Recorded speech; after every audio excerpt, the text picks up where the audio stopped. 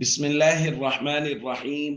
عن أنس رضي الله تعالى عنه قال قال رسول الله صلى الله تعالى عليه وسلم في الحديث: إن أمثل ما تداويتم به الحجامة والقسط البحري.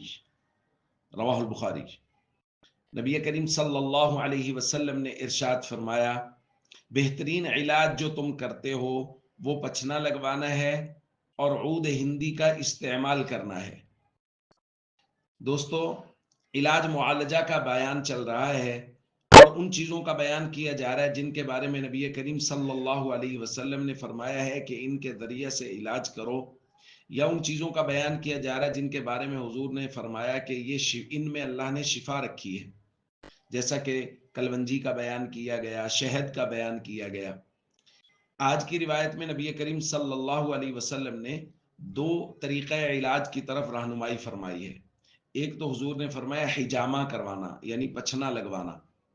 اس پر تفصیل سے انشاءاللہ ہم مختلف دروس میں بات کریں گے۔ اور دوسرا ہے القسط البحری، قسط بحری کا استعمال کرنا۔ نبی کریم صلی اللہ علیہ وسلم نے مختلف احادیث میں اس کو مختلف الفاظ سے تعبیر کیا ہے۔ یہاں القسط البحری کی کہا گیا ہے، ایک روایت میں العود الہندی کی کہا گیا ہے، ایک روایت میں صرف القسط کا لفظ بولا گیا ہے۔ اس کو ہمارے یہاں پنسار وغیرہ پہ قسط شیریں کے نام سے جانا جاتا ہے، اور اگر کسی کو چاہیے تو یہ قسط شیریں کہہ کے اس کو خریدا جا سکتا ہے۔ یہ ایک خوشبودار لکڑی ہوتی ہے، اور نبی کریم صلی اللہ علیہ وسلم نے اس کے بارے میں بیان فرمایا ہے کہ اس میں اللہ تعالیٰ نے شفا رکھی ہے، بلکہ ایک روایت میں حضور نے فرمایا اس میں 7 چیزوں سے شفا ہے۔ خواتین کو خطاب کرتے ہوئے حضور نے ارشاد فرمایا، علیکن بہذا العود الہندی، تم پر یہ عود ہندی کا استعمال لازم ہے، فإن فیہ 7 اشفیۃ، اس میں 7 چیزوں سے شفا ہے، منہا ذات الجنب، اور ان میں سے ایک نمونیا ہے۔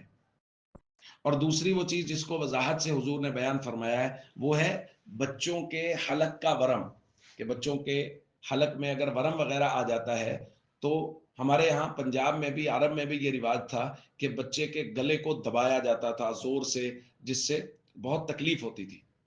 اسی روایت میں نبی کریم صلی اللہ علیہ وسلم نے باقاعدہ ارشاد فرمایا، لا تعذبوا صبیانکم بالغمز من العذرہ، بچے کو حلق کے ورم کی وجہ سے تالو کو دبا کر تکلیف میں مبتلا مت کرو۔ تو کیا کریں؟ وعلیکم بالقسط، حضور نے فرمایا اس عود ہندی کا استعمال کرو کہ اس کے ذریعے سے بچے کا یہ درد، یہ حلق کا ورم، یہ ختم ہو جائے گا۔ ان دو بیماریوں کے متعلق، ایک نمونیا اور دوسرا حلق کا ورم، حضور علیہ الصلوۃ والسلام نے نہ صرف یہ بیان فرمایا کہ عود ہندی کا استعمال بہت زیادہ مؤثر ہے اور اس میں اللہ نے شفا رکھی ہے، بلکہ نبی کریم صلی اللہ علیہ وسلم نے اس کا طریقہ علاج بھی بیان فرمایا۔ حضور نے فرمایا اگر گلے کا ورم ہے بچوں کا تو اس کو استعمال کرنے کا طریقہ یہ ہے کہ اس کو پیس کے زیتون کے تیل وغیرہ میں ڈال لیا جائے اور اس کے ناک میں قطرات ٹپکائے جائیں، بچے کے ناک میں قطرات ٹپکائے جائیں، اس کے ذریعہ سے اس کا علاج ہوگا۔ اور اگر بچے کو نمونیا ہو گیا ہے تو حضور علیہ الصلوۃ والسلام نے فرمایا پھر اس کو یہ قطرات پلائے جائیں، اس کے ذریعہ سے اس کا علاج ہوگا۔ تو آپ دیکھیں کس قدر تفصیل سے نبی کریم صلی اللہ علیہ وسلم نے اس کے ذریعے سے علاج کو بیان کیا ہے۔